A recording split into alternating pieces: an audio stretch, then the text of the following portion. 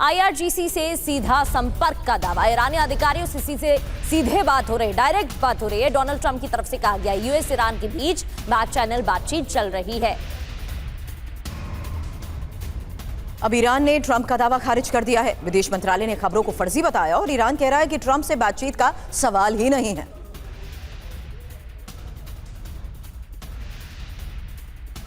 तो अब महायुद्ध या फिर संधि, सवाल उठ रहे हैं। एक तरफ तो तैयारी हो रही है, ये दिखाने की कोशिश है कि जंग की तैयारी, और दूसरी ओर बात भी हो रही है, ये भी ट्रंप की तरफ से। अब ट्रंप के झूठ को डिकोड करने की कोशिश करते हैं। ट्रंप का दावा क्या है वर्सेस ईरान का जवाब क्या है। IRGC के साथ बैक चैनल से वार्ता हो रही है, डोनाल्ड ट्रंप का नया दावा। ईरान का जवाब, सीक्रेट वार्ता की बात मनगढ़ंत है, ऐसा नहीं है। IRGC अधिकारियों से सीधी बात का दावा किया गया तो ईरान ने यह भी कहा कि ईरान में फूट डालने की साजिश की जा रही है।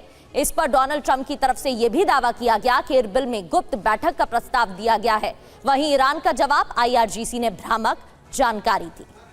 हालांकि इन दावों के बीच डोनाल्ड ट्रंप दावा कर रहे हैं कि ईरान को सरेंडर करने की धमकी दी गई, जबकि ईरान साफ कह चुका है, IRGC ने कह दिया, जंग के मैदान में ही बात करेंगे।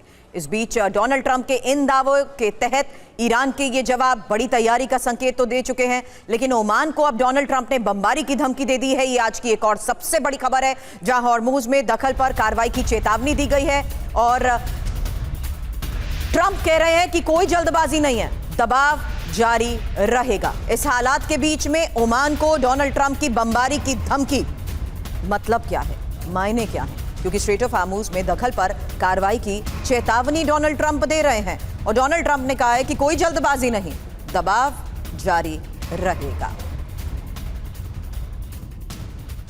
तो अमेरिका का नेक्स्ट टारगेट क्या हो सकता है? ओमान हो सकता है क्या? क्योंकि बयान तो यही दिया गया है, ओमान को डोनाल्ड ट्रंप ने धमकी दी है। रास्ते में आया तो बमबारी करेंगे, ये डोनाल्ड ट्रंप की तरफ से कहा गया। संघर्ष खत्म करने की समय सीमा नहीं।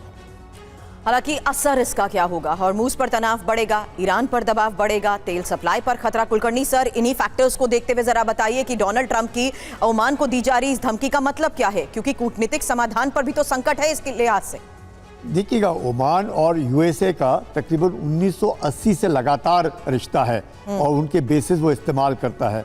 उसके बाद फ्री ट्रेड एग्रीमेंट है ओमान के साथ, लेकिन जिस प्रकार से ओमान और ईरान ने मिल करके संधि बनाने की कोशिश की और ईरान कह रहा है कि संधि तकरीबन बन चुकी है और स्ट्रेट ऑफ हॉर्मुज को वो अपने तरीके से इस्तेमाल करेंगे, यानी कि इन बाउंड नेविगेशन होगा ईरानी पानी वाटर से और एग्जिट होगा ओमानी वाटर से। इसको लेकर के ज़रूर अमेरिका को लगा होगा कि अगर हमारा ही खाड़ी के देशों में ये जो उन्हीं का एक समर्थक देश अगर ईरान के साथ जाकर के हाथ मिला बैठा है, इसने इस तरह की धमकी दी है ओमान को, या अगर ओमान ये सोचता है कि दोनों ईरान के साथ संधि बना करके स्ट्रेट ऑफ हॉर्मुज के ऊपर वो किसी प्रकार से अपने पकड़ रख सकता है, तो भूल जाए, हम ओमान को भी नहीं छोड़ेंगे, हम ओमान को भी ध्वस्त करके रखेंगे।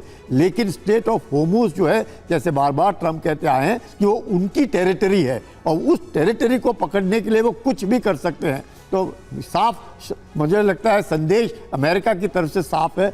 अमेरिका दबाव डालने की कोशिश कर रहा है, जिस प्रकार से IRGC के बीच में फूट डालने की कोशिश कर रहा है, ओमान को अपना समर्थक होते हुए भी धमकी दे रहा है कि हम आपको भी बर्बाद करके रखेंगे। लेकिन स्ट्रेट ऑफ हॉर्मुज को लेकर के उनका मानना है कि ईरान का उसके ऊपर कोई लेना देना नहीं होगा, कोई टोल नहीं वसूली की जाएगी, कोई फ्रीडम ऑफ नेविगेशन होगा, हर कोई उसको इस्तेमाल करेगा। तो मुझे लगता है अगर अमेरिका ओमान के ऊपर हमला करके पूरा सफल हो जाता है या पकड़ लेता है, कुछ भी करता है, ये ज़रूर बहुत ही भयानक स्थिति होगी, क्योंकि ईरान जो है उसको तकलीफ होगी अनलेस अनटिल ईरान अपने पानी को देखे और ओमान का जो वाटरवेज है उसके ऊपर अमेरिका की पूरी पकड़ हो।